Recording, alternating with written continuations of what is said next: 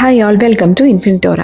ഇന്ന് നമ്മൾ super tasty ആയിട്ടുള്ള ഒരു ബനാന കേക്ക് എങ്ങനെ ഉണ്ടാക്കുന്നത് നോക്കാവേ. അതിനായിട്ട് ഞാനൊരു മിക്സിയിലോട്ട് 1 കപ്പ് പഞ്ചസാര ഇട്ട് കൊടുത്തിട്ടുണ്ട്. ആ പഞ്ചസാരയിലോട്ട് നമുക്ക് ഒരു ചെറിയ കഷ്ണം പട്ട ഇട്ട് കൊടുക്കാം. അതുപോലെ ഒരു 2 ഗ്രാമ്പും കൂടി ഇട്ട് കൊടുക്കാം. എന്നിട്ട് നമുക്ക് നന്നായിട്ട് പൊടിച്ച് മാറ്റി വയ്ക്കാം. ഞാൻ വേറൊരു ബൗളിലോട്ട് 4 മുട്ട പൊട്ടിച്ചൊഴിക്കുവാണേ.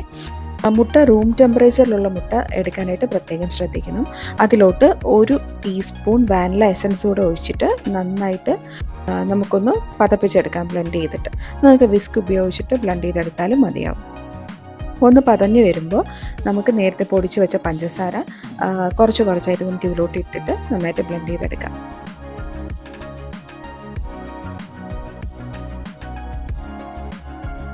അതിലോട്ട് നമുക്ക് 1/2 കപ്പ് സൺഫ്ലവർ ഓയിൽ ഒഴിച്ചു കൊടുക്കാം. എന്നിട്ട് സ്ലോ സ്പീഡിലിട്ട് ചെറുതായിട്ടൊന്ന് മിക്സ് ചെയ്തെടുക്കാം. ഡ്രൈ ഇൻഗ്രീഡിയൻസിനായിട്ട് ഞാൻ 1 കപ്പ് മൈദയും അതിലോട്ട് 1 ടീസ്പൂൺ ബേക്കിംഗ് പൗഡറും 1/2 ടീസ്പൂൺ ബേക്കിംഗ് സോഡയും 1/4 ടീസ്പൂൺ ഉപ്പും ഇട്ട് നന്നായിട്ട് അരിച്ചെടുക്കുവാണേ.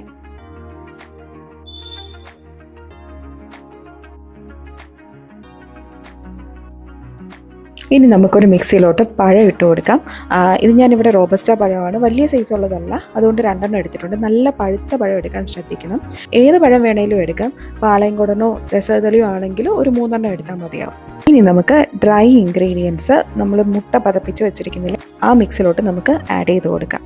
കുറച്ചായിട്ട് ആഡ് ചെയ്ത് ഇളക്കി യോജിപ്പിച്ച് കൊടുക്കാം.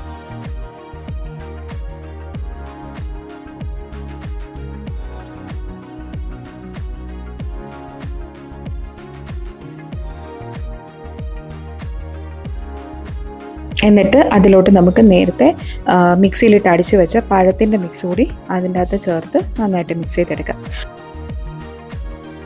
പഴത്തിന് നല്ല മധുരം ഉണ്ടെങ്കിൽ നിങ്ങൾ പഞ്ചസാര എടുക്കുമ്പോൾ ഒരു 3/4 കപ്പ് പഞ്ചസാര എടുത്താൽ മതിയാവും.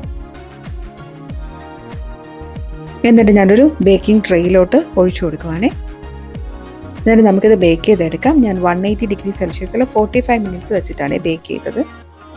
ഇതിൻ്റെ മേളിൽ ഗാർണിഷ് ചെയ്യാനായിട്ട് കുറച്ച് നട്ട്സ് എല്ലാം ഇട്ട് കൊടുത്തിട്ടുണ്ട്. നട്ട്സ് തികച്ചും ഓപ്ഷണലാണ്. ബേക്കായി വന്നിട്ടുണ്ട്. തണുത്തിട്ട് ഞാൻ ഡീമോൾഡ് ചെയ്തെടുത്തിട്ടുണ്ട്.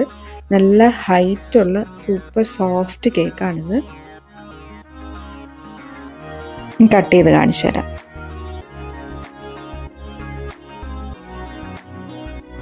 കണ്ടില്ലേ, നല്ല സോഫ്റ്റാണ്, അതുമല്ല നല്ല ടേസ്റ്റുമാണ് കഴിക്കാനായിട്ട്. അപ്പോൾ എല്ലാവരും ഈ ഈസി റെസിപ്പി ട്രൈ ചെയ്ത് നോക്കുക. സബ്സ്ക്രൈബ് ചെയ്യാത്തവരുണ്ടെങ്കിൽ സബ്സ്ക്രൈബ് ചെയ്യുക. Thank you and bye bye until next video.